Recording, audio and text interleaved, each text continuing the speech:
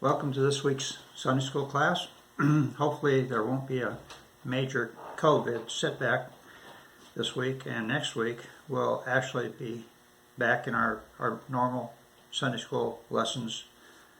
We'll continue social distancing,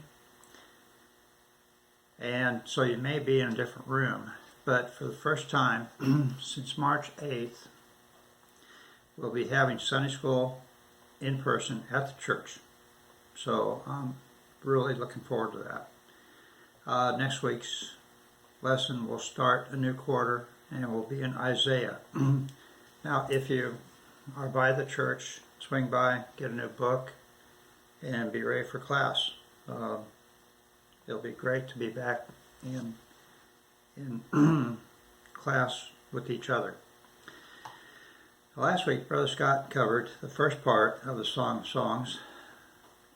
This week's lesson is entitled Relational Investment. Starts in chapter 5. Now, verses 2 through 5 describes a dream that the bride had. Her husband had been knocking at the gate and he can't get in, so she goes down to open it. And again, this is a dream. Okay, the first text is chapter 5, verse 6.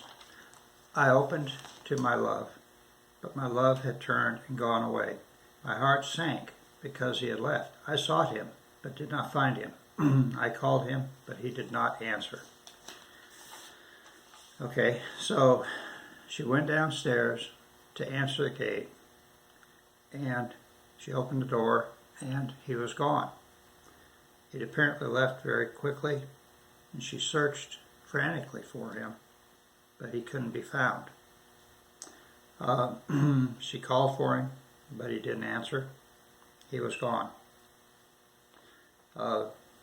Verse 7 says, the guards who were about the city found me. They beat me and wounded me. They took my cloak from me, the guardians of the wall.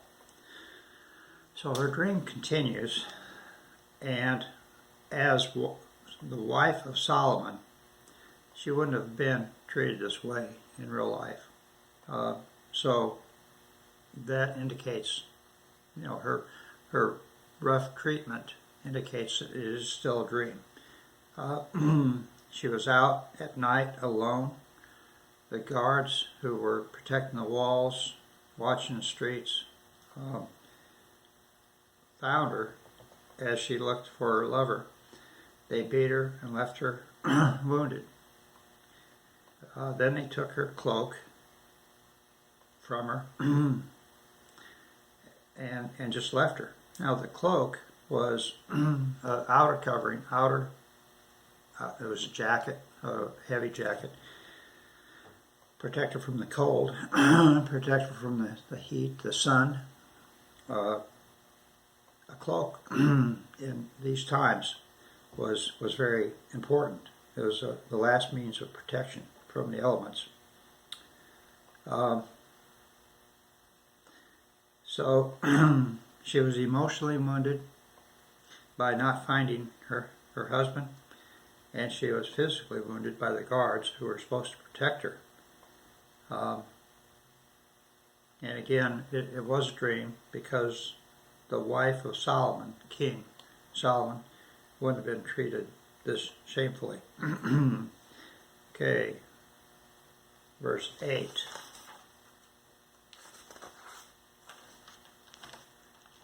Says, young women of Jerusalem, I charge you, if you find my love, tell him that I am lovesick.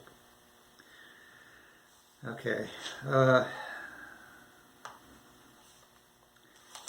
Now she reaches out to the young women of Jerusalem to help find her husband and tell him that his bride is lovesick for him and only his return would cure her.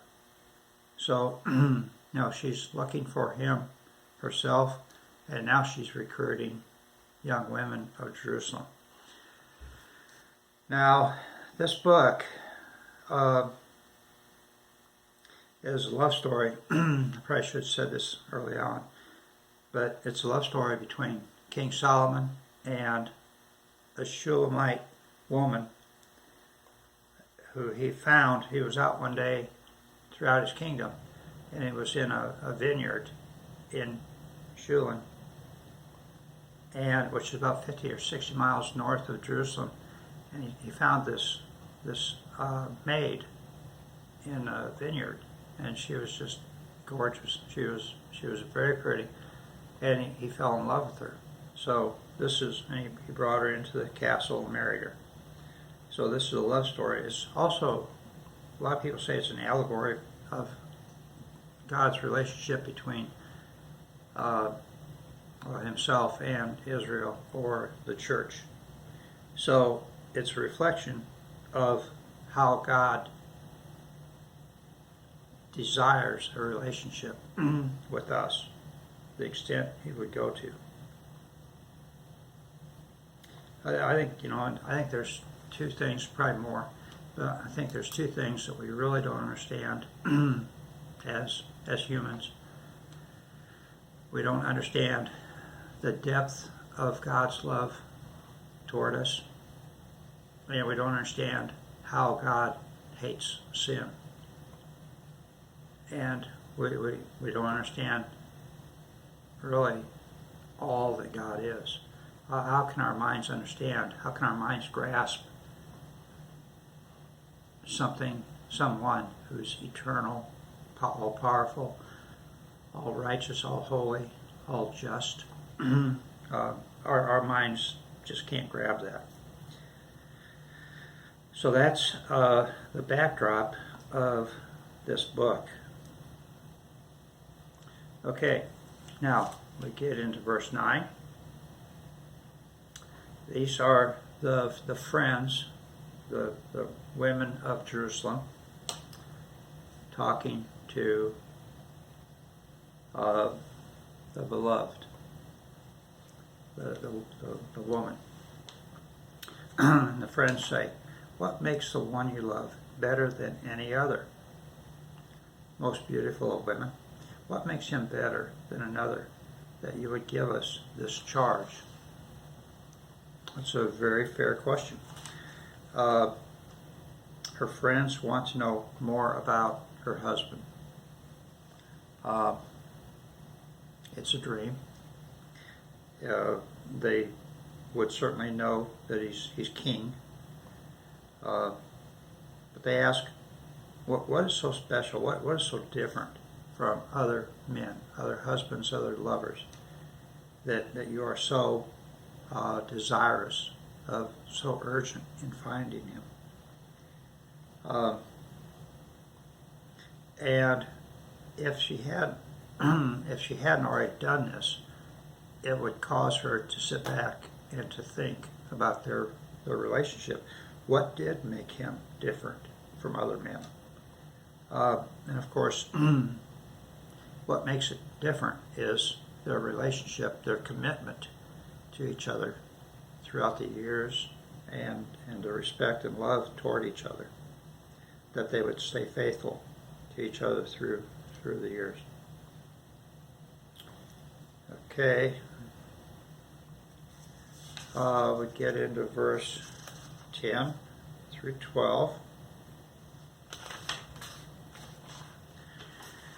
And this is the bride speaking. "My love is fit and strong, notable among 10,000. His head is purest gold. His hair is wavy and black as a raven. His eyes are like doves beside flowing streams, washed in milk and set like jewels." I don't know anybody that talks this way. But anyway, the bride, the woman, is explaining what sets him apart from others. She tells her friends that she considers him fit and strong, that he would stand out among 10,000.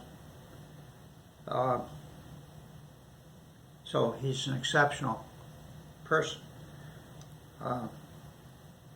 He was exceptional among men. She said that his head was of purest gold, which showed how much she valued him. The quarterly, I think, said it also reflects, it indicates that he was tanned.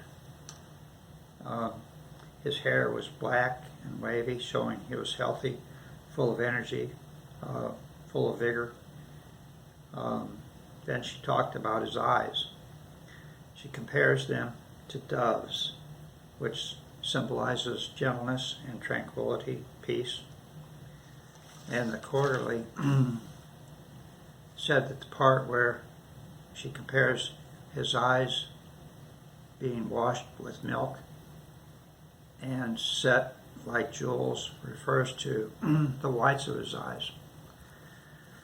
So she's obviously spent a lot of time gazing into his eyes, studying every detail of her husband.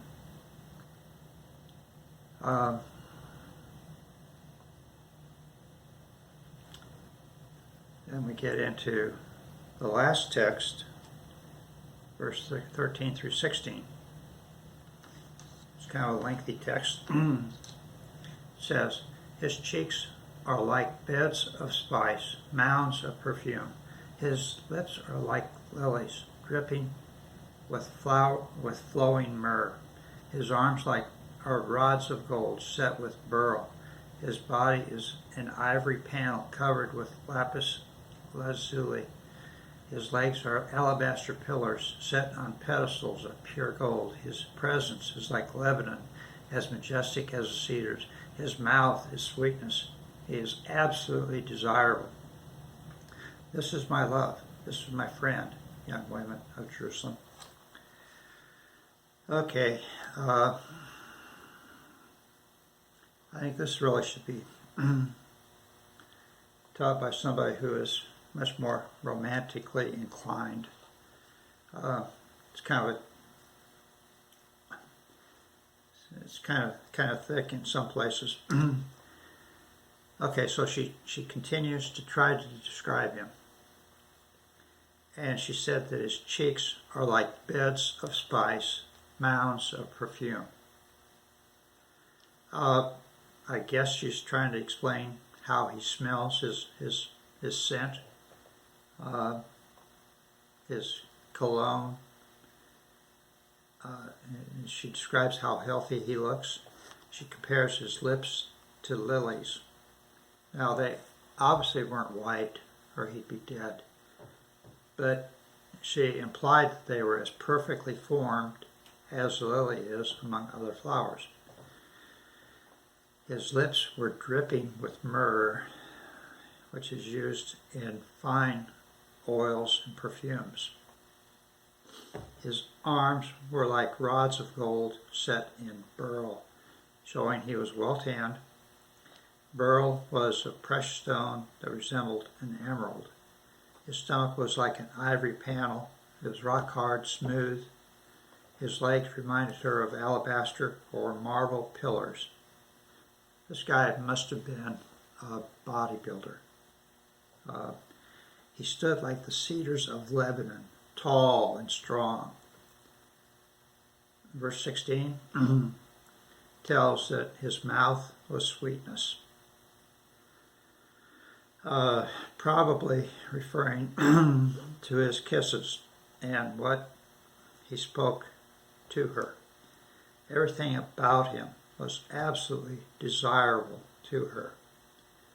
And probably, I think, the biggest plus was that he was also her true friend. He was more than a lover, but was someone she could confide in.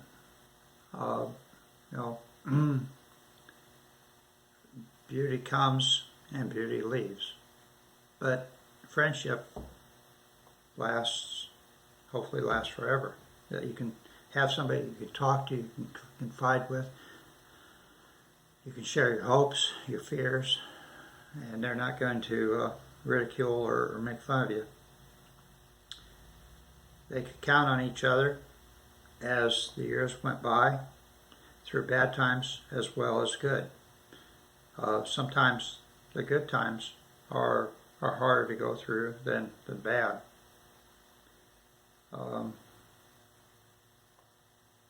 In bad times, you have nobody else to fall back on except your spouse. In good times, you may wander. You may not depend on your spouse as much because your influence, your wealth attracts other people. And that concludes the lesson. It's not a book that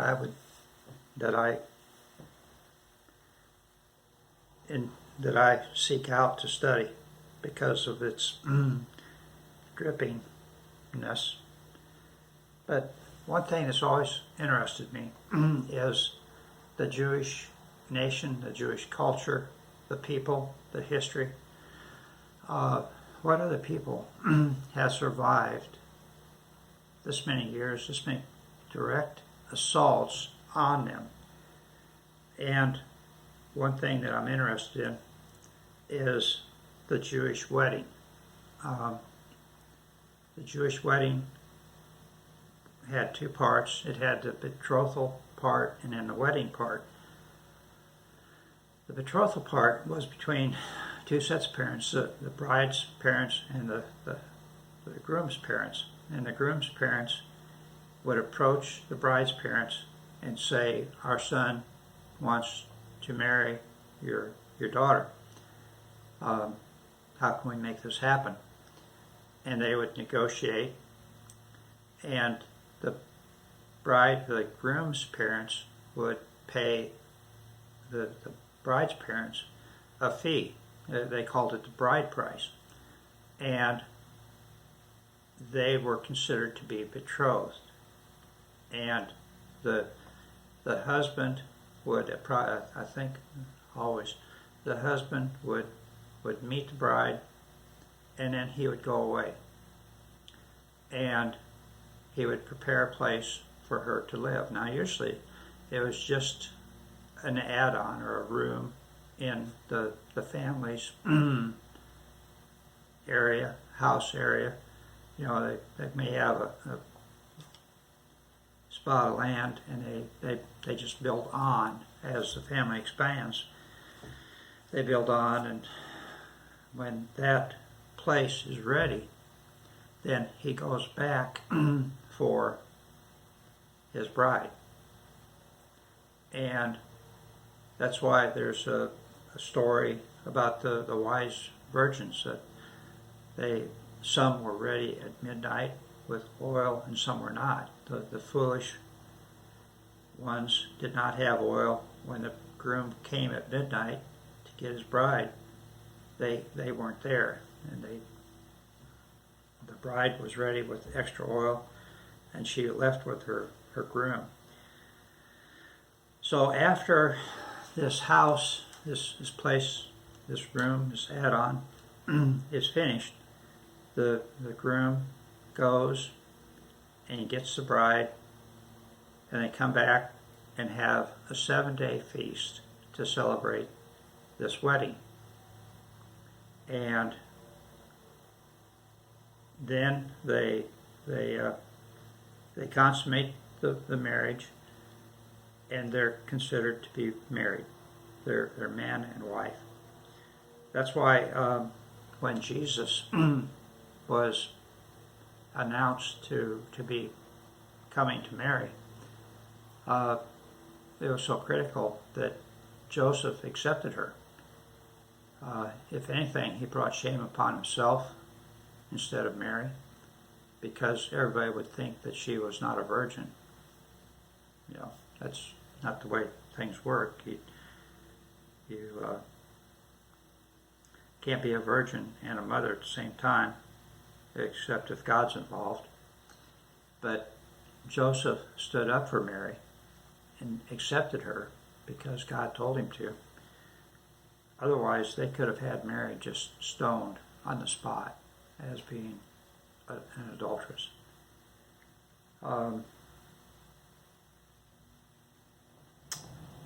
But I've always found the Jewish culture and traditions very interesting. They still are God's people. The church is grafted, and we're not the original people. We're accepted by faith. Now, when Jesus left, he said, I go to prepare a place for you. That is consistent with this theme, that he's the groom, the church is the bride, and he went away to prepare a place for us, prepare a mansion, campsite, whatever. But he went away to prepare a place for us. He left in his stead the Holy Spirit to help guide us, to give us wisdom, to lead us. But he is going to return. Now, we're either going to see him at death or at the rapture, but we will see him again, and he will return to us. He has to, or he'd be a liar. He's certainly not a liar.